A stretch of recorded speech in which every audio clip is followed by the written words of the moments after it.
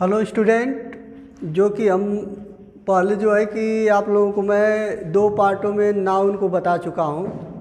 अब आपका ये अगला पार्ट जो है पार्ट ऑफ स्पीच का अगला पार्ट मैं लेके आया हूँ, जिसे हम प्रोनाउन कहते हैं, जिसको आपको मैं उचित तरीके से समझाने की कोशिश कर रहा हूँ। इसे आप गौर से देखें, यह कंपटीशन और क्लासेस दोनों में काम करेगा। प्रोनाउन किसे कहते हैं, इस बात को हम लोग को जान लेना ज़रूरी है, क्योंकि किसी के विषय में जानने से पहले उसके कुछ इंट्रोडक्शन हम लोग को जान लेना आवश्यक होता है। तो हम सबसे पहले प्रोनाउन को समझेंगे। प्रोनाउन आखिर में होता क्या है? देखिए, प्रोनाउन जो होता है हिंदी में एक्चुअली में इसे सर्वनाम कहते हैं, और ये जान लीजिए कि इसका प्रयोग कब किया जाता है। देखिए, आम तौर पर इसका प्रयोग हम इसलिए करते हैं कि जब हम नाउन को, किसी बात को बार बार नाउन को रिपीट नहीं करना चाहते हैं, तो हम जो है कि प्रोनाउन का प्रयोग करते हैं। तो यहाँ पे आप लोग को मैं बता रहा हूँ कि देख लीजिए किस प्रकार से जो है नाउन बताया था, जिस प्रकार से उसी प्रकार से प्रोनाउन को भी समझा रहा हूँ। देख लें प्रोनाउन किसे कहते हैं। देख लीजिए, सबसे पहले हम प्रोनाउन का परिभाषा देख लेते हैं, उसके बाद जो है आगे चल के बहुत कुछ इसमें बताने की बात है, मैं आपको बताऊंगा। देख लेते हैं प्रोनाउन किसे कहते हैं। देखिए, इसका इंग्लिश में परिभाषा होता है, pronouns is a word use instead of noun. यहाँ पे ध्यान दीजिए, यहाँ पे एकदम स्पष्ट भाषा में कहा गया है कि नाउन के बदले या के स्थान पर प्रयोग किए जाने वाले शब्द को हम प्रोनाउन कहते हैं। तो ये बात ध्यान दीजिए, किसी के स्थान पर किसी का प्रयोग किया जा रहा है। जैसे में ध्यान देते हैं यहाँ पे नाउन आप लोगों को बताया गया था, किसी व्यक्ति, वस्तु या स्थान के नाम को नाउन कहते हैं। तो वहीं पे अगर किसी चीज़ को हम 2-3 बार अगर कह देते हैं किसी वाक्य में, तो उस वाक्य की सौंदर्यता बिगड़ जाती है। जैसे में ध्यान दे लीजिए, जैसे में आपको उदाहरण के तौर पर कहा गया है कि Ram is a handsome boy. अब यहाँ पे बॉय, अब यहीं पे कहा जाता है कि Ram is a handsome Ram. तो यहाँ पे जो आपका कहने का जो है कि शाब्दिक अर्थ बिगड़ जाता है। तो जैसे कि मैं आपको बता रहा था कि किसी भी बात को अगर हम बार बार रिपीट करते हैं तो वह वाक्य क्या होता है कि बिगड़ जाता है।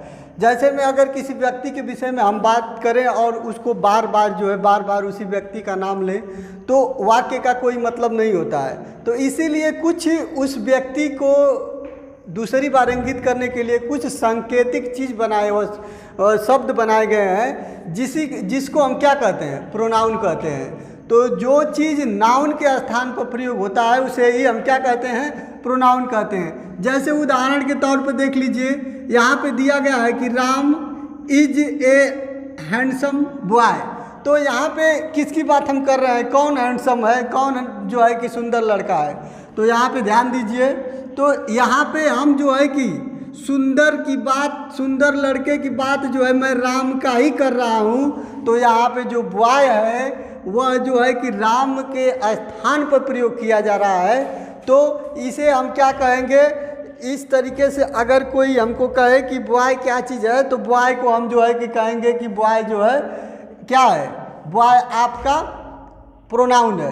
तो यहाँ पे देख लीजिए, जैसे दूसरे एग्जाम्पल में हम देख लेते हैं। एग्जाम्पल में कह रहा है कि ही इज माई स्टूडेंट। जैसे आपको इसमें वाक्य में कहा गया है कि वह मेरा जो है कि विद्यार्थी है। तो ध्यान दीजिए, जो ये माई है, मेरा है, उसको संकेत किया जा रहा है स्टूडेंट, और वह के स्थान पर किसका प्रयोग किया गया है, स्टूडेंट का। लेकिन ध्यान दीजिए, यहाँ पे ये प्रोनाउन का काम कौन कर रहा है, किसी की ओर हम संकेत कर रहे हैं, तो वो प्रोनाउन का काम कर रहा है। ही आपका क्या चीज़ है, यहाँ पे प्रोनाउन है यहाँ पे। फिर उसके बाद देख लीजिए, यहाँ पे दिया गया है कि Sita is a beautiful girl. Sita की बात की जा रही है, सीता नाउन है, और सीता के स्थान पर जो है ब्यूटीफुल जो गर्ल है, सीता एक लड़की है। यहाँ पे हम लोग तो जानते ही हैं, इस नाम से जिनका भी संबोधन किया जाएगा किसी लड़की का नाम है। तो यहाँ पे ध्यान दीजिए, Sita is a beautiful girl. तो हम जब सीता का प्रयोग करते हैं, सीता नाउन है, उसके स्थान पर जिसकी सौंदर्य की बात हम कर रहे हैं वह लड़की है, तो यह जो है कि सीता का जो प्रोनाउन है वो क्या है, लड़की है। उसके बाद देखते हैं आगे, आगे देखिए दिया है कि she lives with her husband. अब यहाँ पे ध्यान दीजिए, यहाँ पे क्या कहा गया है, कहा गया है कि वह अपने पति के साथ रहती है, वह अपने पति के साथ रहती है। अब क्या यहाँ पे कहा जाता कि वह अपने पति के वह साथ रहती है, तो ये गलत हो जाता। तो इसके वजह से ध्यान दीजिए, ये जो है कि वह सी किसी की ओर संकेत किया जा रहा है, यह भी आपका प्रोनाउन है, और हर भी आपका क्या चीज़ है, प्रोनाउन है। अब देखिए फ्रेंड्स, तो यहाँ पे प्रोनाउन आप लोग समझ गए होंगे, यानी कि एकदम स्पष्ट भाषा में आम तौर पर हम जानते हैं कि नाउन को बार बार नहीं रिपीट करने के लिए, नाउन के रिपीटेशन को रोकने के लिए हम एक शब्द का प्रयोग करते हैं जिसको क्या कहते हैं, नाउन, प्रोनाउन कहते हैं। यहाँ पे ध्यान दीजिए, तो अब देख लीजिए, अब हर प्रकार से हम लोग यहाँ पे ध्यान देते हैं कि जब हम लोग जान गए कि प्रोनाउन किसे कहते हैं, तो प्रोनाउन के प्रकार भी होते हैं। काइंड ऑफ प्रोनाउन हम लोग देखेंगे फ्रेंड्स, देख लें काइंड ऑफ प्रोनाउन होता क्या है, प्रोनाउन के प्रकार कितने होते हैं, प्रोनाउन के कौन कौन से शब्द होते हैं। प्रोनाउन बहुत लंबा चैप्टर है, इसमें देख लिया जाए। देखें प्रोनाउन आपका जो टोटल बाई टोटल होता है, इसको हम बारी बारी से देखेंगे। देख लें प्रोनाउन किसे कहते हैं, देख लीजिए। पहला जो प्रोनाउन होता है पर्सनल प्रोनाउन, जिसे क्या कहते हैं, पर्सनल प्रोनाउन का मतलब होता है पर्सनल प्रोनाउन यानी पुरुषवाचक सर्वनाम। ये ध्यान दीजिए, पुरुषवाचक सर्वनाम क्या होता है। पुरुषवाचक सर्वनाम को एक बार देख लेते हैं। जैसे ध्यान दीजिए, पुरुषवाचक सर्वनाम के कुछ हम उदाहरण आपको इसमें दिए हैं, जैसे I, me, we, us, you, he, him, she, her, it, they, them. यहाँ पे ध्यान देंगे, आई मतलब होता है, क्या होता है, आई मतलब मैं, मी मतलब मैं की अपने की अंग्रेजी है, वी मतलब हम और इसकी अपने की अंग्रेजी यस होती है, यू मतलब तुम, फिर उसके बाद देख लीजिए ही मतलब वह, फिर उसके बाद देख लीजिए हिम मतलब यह किसी ही की अपने की अंग्रेजी हिम है, सी मतलब वह किसी लेडीज़ के लिए कहा जाता है या स्त्रीलिंग के लिए कहा जाता है, हर उसी का जो है अपने की अंग्रेजी है, इट किसी वस्तु को संकेत किया जाता है, दे, देम, ये क्या चीज़ है, ये सारे जो है कि आपका पुरुषवाचक सर्वनाम होते हैं, जिसे हम कहते हैं पर्सनल प्रोनाउन। तो पर्सनल प्रोनाउन को हम विस्तृत रूप से पढ़ेंगे, लेकिन फ़िलहाल में ध्यान दें, फ़िलहाल में हम जो है उनके प्रकार को जान लेते हैं इस वीडियो में। उसके बाद विस्तृत से आप लोगों को एक एक चीज़ जो है कि अच्छे तरीके से बताया जाएगा। फिर यहाँ पे देख लीजिए, कहा जा रहा है कि पहला प्रोनाउन जो है हम लोग देख लिए कि कौन सा होता है। उसके बाद दूसरा देख लेंगे कौन सा प्रोनाउन होता है, पॉजेसिव प्रोनाउन। देख लीजिए पॉजेसिव प्रोनाउन क्या होता है। पॉजेसिव प्रोनाउन अधिकारवाचक सर्वनाम, जिसे हम क्या कहते हैं, अधिकारवाचक सर्वनाम। ध्यान दीजिए, अधिकारवाचक सर्वनाम आखिर में होता क्या है, इसमें देख लें। अधिकारवाचक सर्वनाम में जैसे कहते हैं माइन, यानी माइन मतलब क्या होता है, स्वयं का, मेरा। फिर उसके बाद ध्यान दीजिए आवर जो है, आवर्स। फिर उसके बाद योर्स, फिर उसके बाद हिज, हियर्स, हर्स, फिर उसके बाद डियर्स। यहाँ पे ये आपके क्या हैं, अधिकारवाचक सर्वनाम या पॉजेसिव प्रोनाउन आप इसे कहते हैं। ध्यान दीजिए। फिर उसके बाद तीसरा आपका प्रोनाउन क्या होता है, डोमेन जो है कि आपका तीसरा प्रोनाउन होता है डिमॉन्स्ट्रेटिव प्रोनाउन। डिमॉन्स्ट्रेटिव प्रोनाउन आपका क्या होता है, संकेतवाचक सर्वनाम जिसे कहते हैं। जैसे ध्यान दीजिए, संकेतवाचक में आप लोग जानते हैं दिस, दैट, दोज, ठीक, दिज, दोज, सच, द, सम, ये सारी चीज़ें क्या हैं, संकेतवाचक सर्वनाम के उदाहरण हैं। और देख लीजिए डिमोन्स्ट्रेटिव प्रोनाउन जो आपका होता है, संकेतवाचक सर्वनाम, जैसे में हम लोग देखते हैं बहुत सारे, जैसे this is a girl, that is a boy, this is a chair, that is a chair, ये सारी चीज़ें कहते हैं ना, तो वो क्या है, संकेत है। क्यों कि हम किसी नाउन के स्थान पर उसका प्रयोग करते हैं ना, इशारा करते हैं किसी नाउन को, लेकिन उसके स्थान पर हम किसका प्रयोग करते हैं, संकेत उसके तरफ करते हैं, तो इसे हम क्या कहते हैं, उस नाउन के स्थान पर प्रयोग किए जाने वाला प्रोनाउन होता है, ठीक ना। फिर उसके बाद ध्यान देते हैं अगला प्रोनाउन क्या है, डिस्ट्रीब्यूटिव प्रोनाउन। डिस्ट्रीब्यूटिव प्रोनाउन को एक तरीके से कहते हैं व्यष्टिवाचक सर्वनाम, या डिस्ट्रीब्यूट माने आप जानते हैं विभाजित करने वाला सर्वनाम, ठीक ना। तो इसको हम जानते हैं क्या होता है, ईच, फिर उसके बाद अदर, नाइदर। ईच माने प्रत्येक होता है, ठीक। आइदर माने भी आप, आइदर को भी आप जानते हैं, नाइदर को भी जानते हैं। तो इस बात को ध्यान दीजिए, तो आपका डिस्ट्रीब्यूटिव प्रोनाउन जो क्या होता है, व्यष्टिवाचक या विभाज जो है कि जो किसी चीज़ को अलग अलग करके बताए, उसे क्या कहते हैं, आपका व्यष्टिवाचक सर्वनाम। और अब 5वां नंबर पर देखेंगे रिसिप्रोकल प्रोनाउन। रिसिप्रोकल प्रोनाउन क्या होता है, आप प्रोनाउंस क्या होते हैं ध्यान दीजिए, पारस्परिक संबंधवाचक सर्वनाम। पारस्परिक संबंधवाचक सर्वनाम, इसको ध्यान दीजिए। इसमें क्या आता है, इसमें भी ईच आता है, फिर अदर आता है, वन अदर आता है, यह भी आपका एक है। फिर उसके बाद 6ठा नंबर हम देखेंगे रिफ्लेक्सिव प्रोनाउन। रिफ्लेक्सिव प्रोनाउन आखिर में होता क्या है, निजी वाचक सर्वनाम। निजी वाचक सर्वनाम किसे कहते हैं, निजी वाचक सर्वनाम का मतलब देख लीजिए, यहाँ पे दिया है माई सेल्फ।